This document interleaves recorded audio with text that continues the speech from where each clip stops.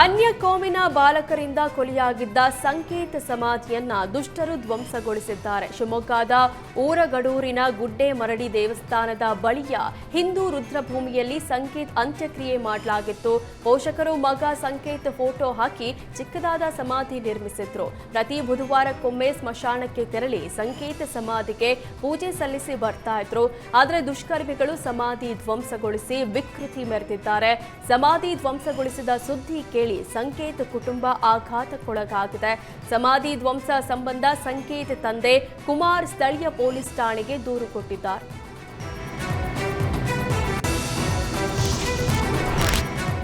ಹಾಸನದ ಬಿಸಿಎಂ ಹಾಸ್ಟೆಲ್ನಲ್ಲಿ ವಿದ್ಯಾರ್ಥಿಗೆ ವಾರ್ಡ್ 4 ದಿನ ಊಟ ನೀಡದ ಅಮಾನವೀಯ ಕೃತ್ಯ ಬಯಲಾಗಿದೆ. ಹಸುವಿನಿಂದ ಕಣ್ಣೀರಿಟ್ಟ ವಿದ್ಯಾರ್ಥಿಯ ನೋವಿಗೆ ಸ್ಪಂದಿಸಿ ಅನ್ಯಾಯದ ವಿರುದ್ಧ ವಿದ್ಯಾರ್ಥಿಗಳು ರಾತ್ರೋರಾತ್ರಿ ಬೀದಿಗಿಳಿದು ಆಕ್ರೋಶ ಹೊರಹಾಕಿದ್ದಾರೆ. ವಾರ್ಡನ್ ನಡೆ ಖಂಡಿಸಿ ಕ್ರಮಕ್ಕೆ ಆಗ್ರಹಿಸಿರುವ ವಿದ್ಯಾರ್ಥಿಗಳು ಕೆಲಸದಿಂದ ಕಿತ್ತೊಗೆಯಲು ಒತ್ತಾಯಿಸಿದ್ದಾರೆ. ಕುವೆಂಪು ವಿವಿ ಕುಲಸಚಿವ ಮಂಜುನಾಥ್ ಅಧಿಕಾರದ ಅಂಧ ದರ್ಬಾರ್ಗೆ ಕೊನೆಗೂ ತೆರೆ ಬಿದ್ದಿದೆ. ರಾಜ್ಯ ಸರ್ಕಾರ ಮಹತ್ವದ ವರ್ಗಾವಣೆಯ ಆದೇಶ ಹೊರಡಿಸಿದೆ.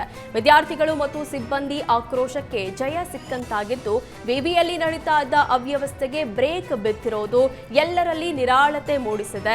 ಈ ಬಗ್ಗೆ ಆದೇಶ ಹೊರಡಿಸಿರುವ ರಾಜ್ಯ ಸರ್ಕಾರ ಕೂಡಲೇ ಕರ್ತವ್ಯದಿಂದ ಬಿಡುಗಡೆಗೊಂಡು ಮುಂದಿನ ಸ್ಥಳ ನಿಯುಕ್ತಿಗೆ ಸೂಚಿಸಿದೆ. ಸಾರ್ವಜನಿಕ ಹಾಗೂ ಆಡಳಿತಾತ್ಮಕ ಕಾರಣಗಳ ಹಿನ್ನೆಲೆ ತಕ್ಷಣದಿಂದ ಜಾರಿಗೆ ಬರುವಂತೆ ಆದೇಶ ನೀಡಿದೆ. ಗ್ಯಾಸ್ ಸಿಲಿಂಡರ್ ಸಿಗ್ತಾ ಇಲ್ಲ ಎನ್ನುವ ಕೂಗು ಜೋರಾಗಿರುವ ಹೊತ್ತಿನಲ್ಲೇ ರಾಜಧಾನಿ ಬೆಂಗಳೂರಲ್ಲಿ ಆಗಷ್ಟೇ ಮನೆಗೆ ತಂದ ಸಿಲಿಂಡರ್ ಸ್ಫೋಟಗೊಂಡಿದೆ. ಲಗ್ಗೆರೆಯ ರಾಜೀವ್ ಗಾಂಧಿ ನಗರದಲ್ಲಿ ಈ ಅವಘಡ ಸಂಭವಿಸಿದೆ. ಮನೆ ಮಾಲೀಕ ಹರಗಯ್ಯ ಹಾಗೂ ಭಾಗ್ಯಮ್ಮ ದಂಪತಿ ಸಿಲಿಂಡರ್ ಲೀಕ್ ಆಗಿ ಅವಘಡ ಸಂಭವಿಸಿದೆ. ಬೆಂಕಿ ಹೊತ್ತಿಕೊಂಡ ತಕ್ಷಣ ಕುಟುಂಬಸ್ಥರು ಮನೆಯಿಂದ ಹೊರ ಬಂದಿದ್ದು ದೊಡ್ಡ ಅನಾಹುತ ತಪ್ಪಿದೆ. ಸ್ಥಳಕ್ಕೆ ಅಗ್ನಿಶಾಮಕ ಸಿಬ್ಬಂದಿ ಭೇಟಿ ನೀಡಿ ಬೆಂಕಿ ನಂದಿಸಿದ್ದು ಮನೆಯಲ್ಲಿದ್ದ ವಸ್ತುಗಳು ಸಂಪೂರ್ಣ ಸುಟ್ಟು ಕರಕಲಾಗಿದೆ. ನಂದಿನಿ ಲೇಔಟ್ ಪೊಲೀಸ್ ಠಾಣೆಯಲ್ಲಿ ಪ್ರಕರಣ ದಾಖಲಾಗಿದೆ.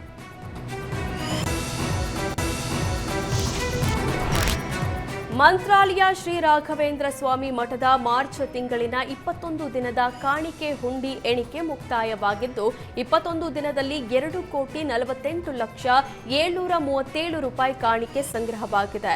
ಗುರು ರಾಘವೇಂದ್ರ ಸ್ವಾಮಿ ಮಠಕ್ಕೆ ಮಾರ್ಚ್ ತಿಂಗಳಿನ 21 ದಿನಗಳಲ್ಲಿ ಕೋಟ್ಯಾಂತರ ರೂಪಾಯಿ ಕಾಣಿಕೆ ಹರಿದು ಬಂದಿದ್ದು, ಸಂಗ್ರಹವಾದ ಕಾಣಿಕೆಯಲ್ಲಿ 2,20,26,137 ರೂಪಾಯಿ ಕರೆನ್ಸಿ ನೋಟುಗಳು, 9,02,600 ರೂಪಾಯಿ ನಾಣ್ಯಗಳು ಸಂಗ್ರಹವಾಗಿದೆ. 14 ಗ್ರಾಂ ಚಿನ್ನ, 2,163 ಗ್ರಾಂ ಬೆಳ್ಳಿ ಕಾಣಿಕೆ ರೂಪದಲ್ಲಿ ಭಕ್ತರು ಕೊಟ್ಟಿದ್ದಾರೆ.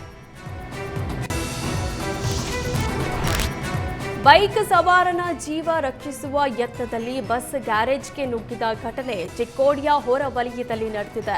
ಬಸ್ನಲ್ಲಿದ್ದ ಪ್ರಯಾಣಿಕರಿಗೆ ಸಣ್ಣ ಪುಟ್ಟ ಗಾಯಗಳಾಗಿದೆ. ಗಾಯಾಳುಗಳನ್ನು ಚಿಕ್ಕೋಡಿ ತಾಲೂಕು ಆಸ್ಪತ್ರೆಗೆ ದಾಖಲಿಸಲಾಗಿದೆ.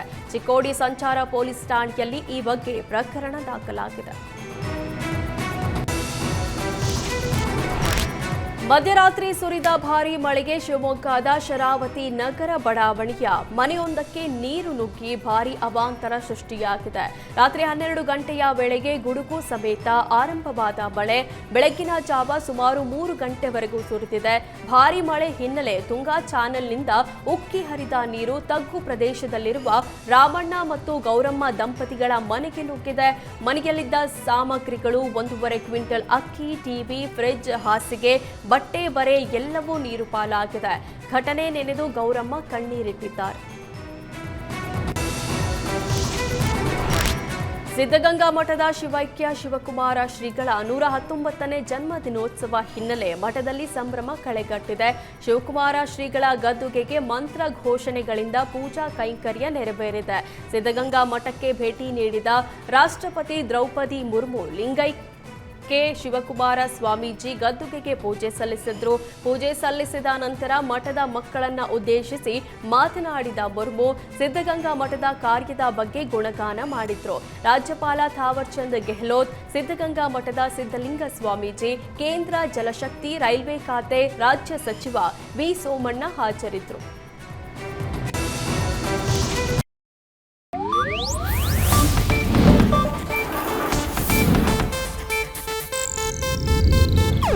ಇದು ಏಷ್ಯಾನೆಟ್ ನ್ಯೂಸ್ ನೆಟ್ವರ್ಕ್ ಪ್ರಸ್ತುತಿ.